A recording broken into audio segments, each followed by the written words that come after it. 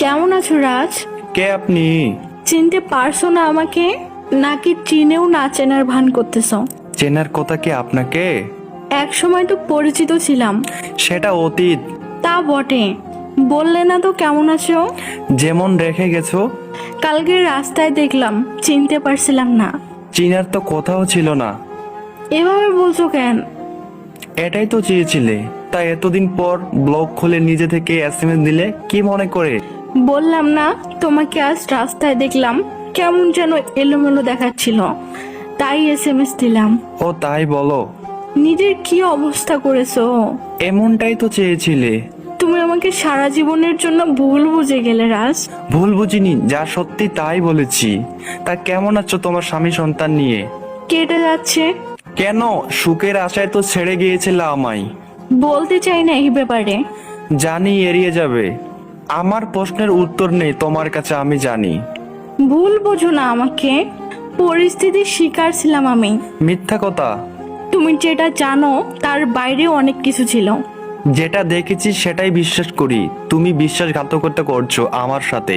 সামান্য কয়টা টাকার জন্য আমাকে ছেড়ে বিয়ে করছো অন্য একজনকে। এইসব ভেবে যদি শান্তি পাও, শান্তি পেতে থাকো।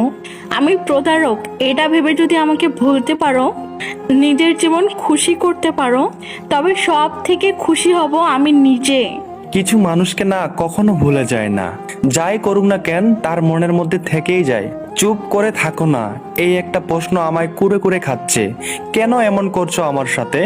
তবে আমাকে যে বলতে তুমি আমাকে ভালোবাসো, আমার জন্য সব করতে রাজি আছো, তাহলে কি এগুলো ছিল সব তোমার মিথ্যা কথা? কিছুই মিথ্যা ছিল না, তোমার জন্য সব করতে পারি আমি। তাই তো এতগুলা দিন অন্য একটা মানুষের সাথে থেকেও চুপচাপ সংসার করে যাচ্ছি। চিনে জেনে যাকে কখনোই ভালোবাসি নাই, আমি তার বাচ্চার মা। আমার জন্য মানে? রাজ, গত 3টা বছর তুমি আমাকে ভুল বুঝেছ। আমি চেয়েছিলাম তুমি যদি আমাকে ভুল বুঝে নিজেকে সান্ত্বনা দিতে পারো, নিজের জীবন ভরিয়ে ভালো থাকতে পারো, তাহলে না হয় আমি সারাটা জীবন তোমার চোখে বেঈমান প্রতারক হয়ে থাকবো।